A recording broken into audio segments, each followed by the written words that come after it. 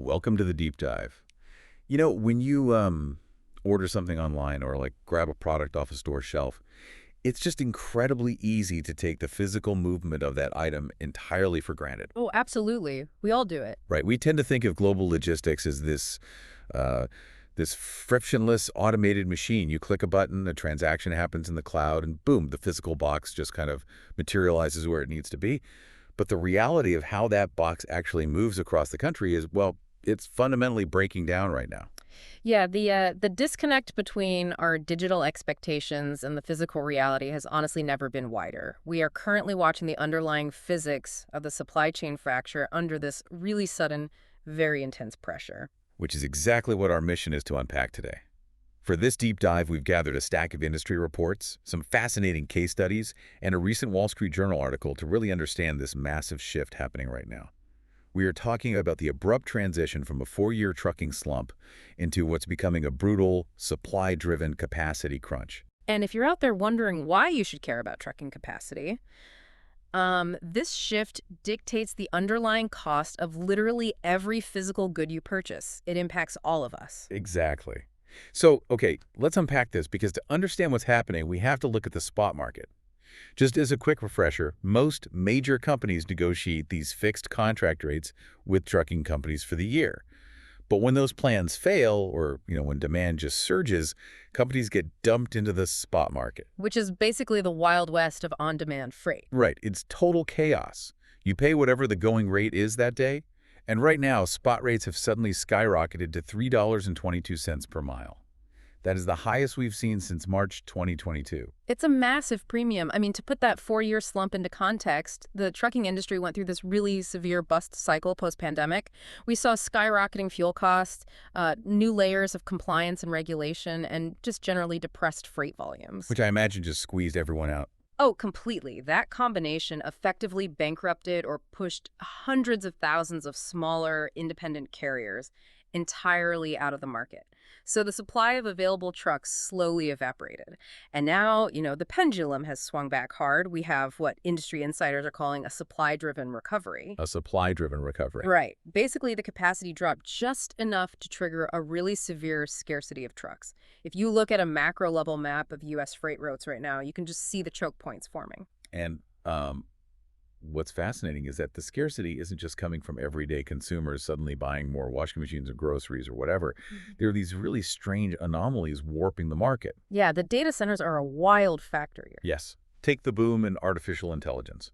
Tech giants, specifically companies like Meta, are building these colossal AI data centers at a really rapid pace. And to transport their highly sensitive servers and, like all the required liquid cooling equipment, they are buying up massive amounts of climate-controlled reefer trucks. Which is just wild because those are the specialized trailers normally reserved for moving things like fresh strawberries or pharmaceuticals. Right. So when one industry suddenly gobbles up a massive chunk of specialized logistics capacity to move AI servers, it just sends shockwaves through the entire pricing structure. It creates a huge domino effect. When those climate-controlled trucks are pulled off their normal routes, the food and pharma companies that actually rely on them have to scramble, which pushes them into the spot market, which drives that $3.22 rate even higher. It becomes a really hostile environment for a shipper. Okay, so this brings up a massive operational question for me. If trucks are incredibly scarce, and you are paying top dollar just to get a driver to show up at your facility, it stands to reason that companies would be, hyper-efficient with how they schedule their freight. Do you think so? Yes. Right? Like, if I am paying a premium for a truck, I am making absolutely sure my shipping schedule is perfectly smooth so I don't waste a single cent. But looking at the sources, the opposite is happening. Companies are getting hit with a hidden spike tax.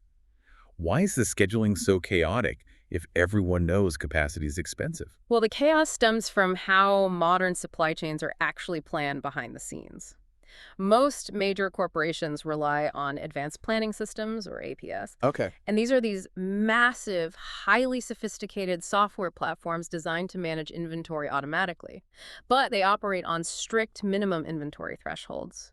So, for example, if a distribution center in Chicago drops below a 2-week supply of paper towels, the software automatically triggers a replenishment order from the manufacturing plant in Wisconsin. I mean, that sounds completely logical. You run low, the computer orders more. It is totally logical from an inventory perspective, but it is completely blind to physical constraints. What do you mean? The software basically treats a 53-foot truck like a cell in a spreadsheet.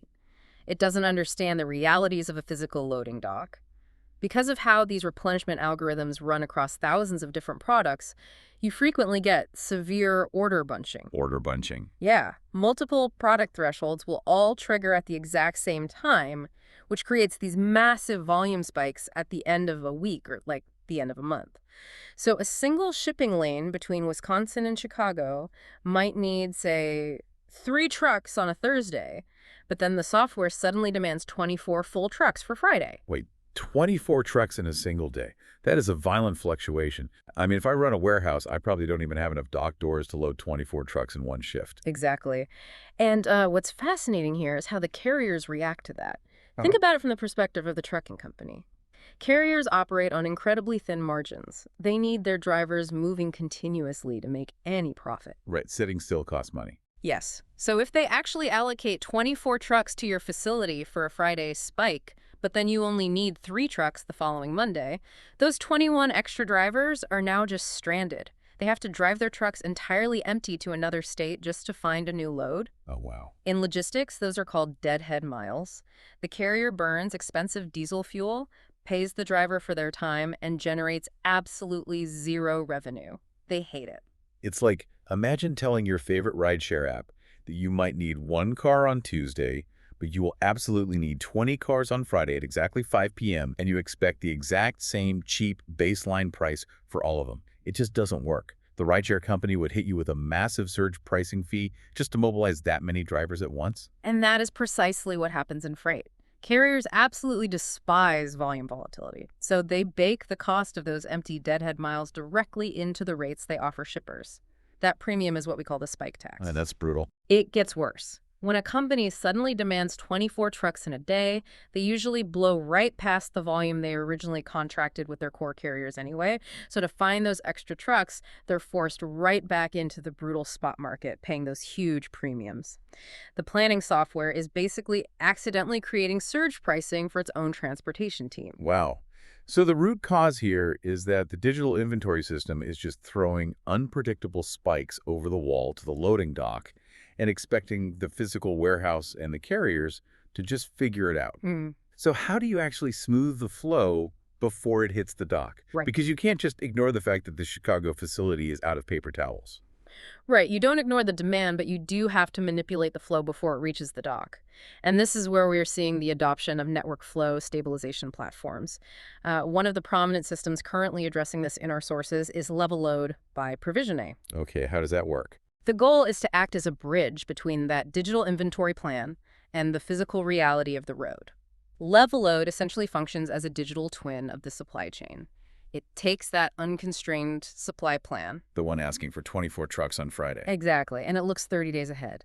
Then it applies all the physical constraints that the original software just ignored. Meaning it factors in things like how many dock doors are actually available or how many drivers are realistically in the area. Correct. It balances the entire network simultaneously over a 30-day horizon. So instead of suffering that massive Friday spike, the software pulls high-priority shipments forward, shipping them maybe a day or two early when the dock actually has open capacity, and it pushes lower priority shipments back. Oh, that makes sense. Yeah, by smoothing out the volume curve over a month, it creates this perfectly level, predictable daily requirement for trucks. Okay, here's where it gets really interesting, though, because I understand the concept of smoothing the curve, but I'm trying to wrap my head around the mechanics of how they actually secure the trucks with the carriers. The case studies mention using something called a placeholder STO, which is a stock transfer order. Yes, the placeholder STO. Wait, you're telling me they use dummy codes to book trucks up to 5 days in advance without knowing exactly what's going in them? Isn't that just flying blind? If they don't know what they are shipping, how is that a viable strategy? It sounds totally crazy, but it is actually a highly calculated postponement strategy. Supply plans are notoriously inaccurate 5 days out. Demand fluctuates constantly. If you try to lock in the exact mix of products on a Tuesday for a shipment leaving on Sunday, you will almost certainly be wrong, and you'll end up shipping inventory you just don't immediately need. Right. However, because level load smoothed out the overall volume, the system knows with near certainty exactly how many trucks it will need on that lane. Ah, I see. They separate the act of reserving the space from the act of selecting the cargo. Exactly. They tender a shell order, that's the placeholder STO, to the carrier 5 days early. From the carrier's perspective, this is a dream scenario. They get predictable, guaranteed volume days in advance, which allows them to position their drivers efficiently without any of those dreaded deadhead miles. And because the carriers love it, the shippers get better rates. Precisely. Because of this predictability, shippers can lock in their preferred core carriers at much lower contracted rates. They achieve these massive first tender acceptance rates around 97 to 98%, which completely avoids the spot market. Then, right before shipping, they swap the dummy code for the exact high-priority products needed.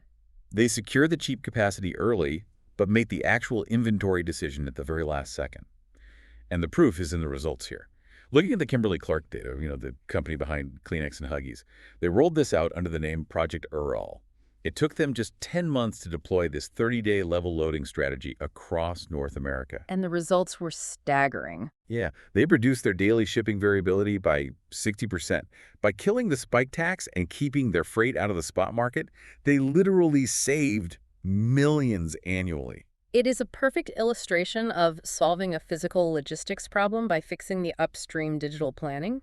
But optimizing the schedule and getting the truck to the dock at the right price is really only the first half of the battle. Right, because reserving the truck early is one thing, but what happens when that truck actually backs into the dock? The execution data from the sources is just baffling. We are talking about a severe capacity crunch where trucks are scarce and super expensive. Yet, look at the weigh-in motion data from the Georgia Department of Transportation. It's unbelievable. 91 to 92% of trucks on the road are underloaded. 9 out of 10 trucks are driving around with empty space. If capacity is so expensive, why aren't companies just, mandating that every single truck is filled to the absolute brim? Because mandating efficiency from a corporate office doesn't magically change the physics of a loading dock. When a truck arrives, all that modern planning technology usually just stops, and the process is handed over to human intuition, or what we call tribal knowledge. Which fails on the warehouse floor. Completely. Imagine the environment. You have a forklift driver on this really chaotic dock holding a paper list of products to fit into a 53-foot trailer. They have pallets of incredibly dense, heavy liquids, and then pallets of large, bulky, really light items. A human loader just cannot instantly calculate the perfect three-dimensional mix to maximize the physical space while simultaneously keeping the weight legally distributed. And the weight distribution is the real catch here, right? And we read about this California bridge formula in the sources. The overall legal weight limit for a truck in the U.S. is generally 80,000 pounds. But it's not just about total weight. It's about how that weight pushes down on the pavement. Exactly. The California bridge formula is an exceptionally strict rule that exists to protect highway infrastructure from being destroyed by concentrated weight. It dictates how weight must be distributed across the axles. For example, it mandates that a trailer's rear axle must be no more than 40 feet from the kingpin. The kingpin being the pivot point where the trailer attaches to the truck cab. Right. So if a forklift driver puts a dense pallet of canned goods slightly too close to the rear doors, the leverage of that weight makes the rear axle totally illegal, even if the entire truck is well under the 80,000-pound total limit. And the real-world consequence of getting that wrong is severe. If that driver hits a highway weigh station and the axle is overweight, they get hit with a massive fine, or they are literally forced to turn the truck around and drive all the way back to the warehouse to have the entire load manually redistributed. Which completely ruins that perfect 30-day schedule we just talked about. Exactly. So naturally, the human forklift drivers just get conservative.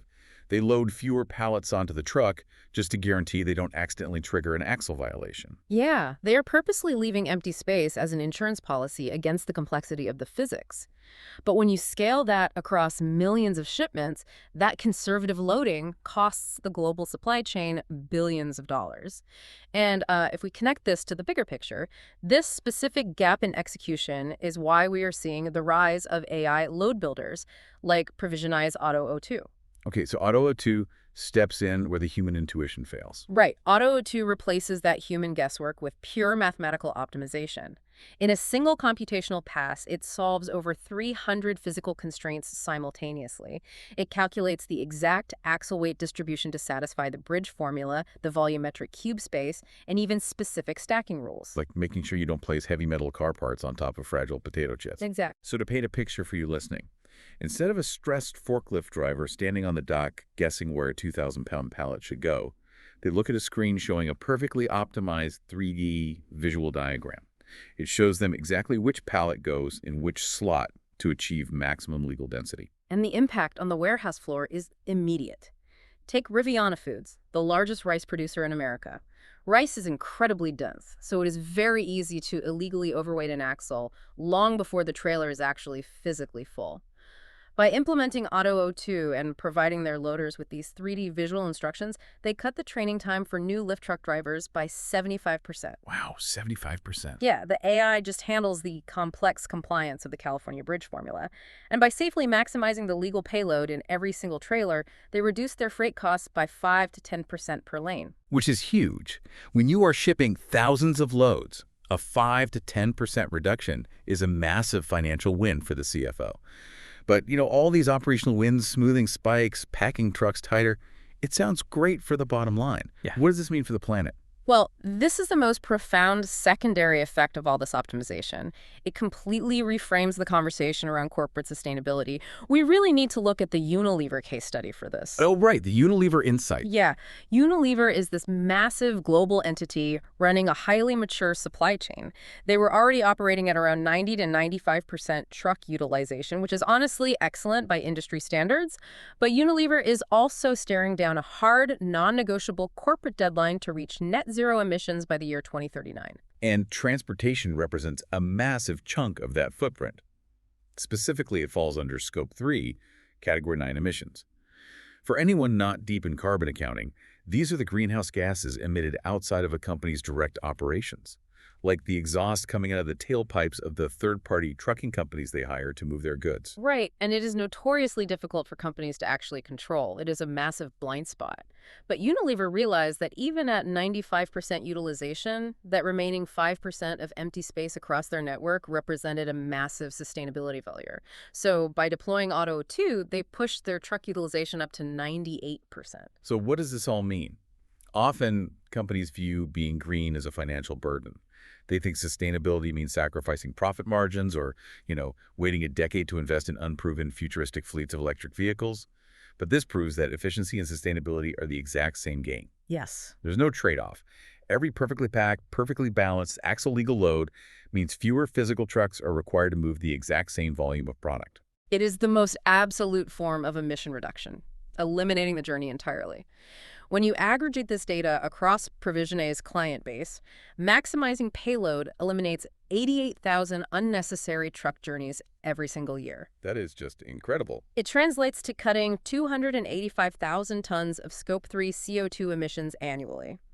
You are achieving a massive sustainability target simply by using math to stop shipping empty air. The environmental cost of deadhead miles and underloaded trailers is staggering, but it is entirely solvable today. Let's pull all of this together because the narrative arc here is just fascinating.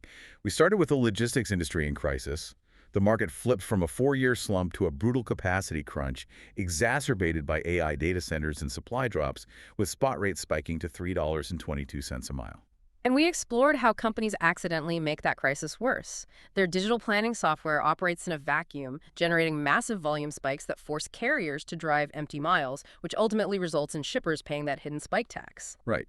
And to survive those rates and defend against that tax, companies have to use digital twins like Levelload to smooth out the network 30 days in advance. That allows them to use placeholder STOs to lock in cheap capacity early. But as we thought, fixing the schedule only gets the truck to the door. We then looked at how tribal knowledge and the complexity of things like the California bridge formula result in 90% of trucks driving around partially empty. The final piece of the puzzle is using AI load builders like Auto-O2 to eliminate that payload gap and execute the physical loading perfectly. It all comes down to the gap between planning and reality. Whether you are managing a global supply chain or honestly just trying to organize complex projects in your own life, the lesson is clear. Good companies plan, but great companies execute the plan by deeply respecting physical constraints. Absolutely. Which naturally invites a look into the future. I mean, this raises an important question. We've discussed how artificial intelligence is currently acting as that bridge, operating behind the scenes to optimize 30-day schedules and generate 3D loading diagrams for human workers. But as generative AI and autonomous vehicle technologies continue to mature, the dynamic will shift. Oh, for sure. What happens when the truck itself is autonomous and it is negotiating its own optimal load directly with the warehouse software in real time before it even arrives? Will the future supply chain run entirely without human intervention at the dock? Wow. That is a wild thought to leave on. Will the gap between the digital plan and the physical execution eventually close entirely? We'll have to see. Thank you so much for joining us on this deep dive. Keep questioning how the invisible systems around you actually function, because as we saw today, the biggest breakthroughs often come from simply figuring out how to stop shipping empty air. Catch you next time.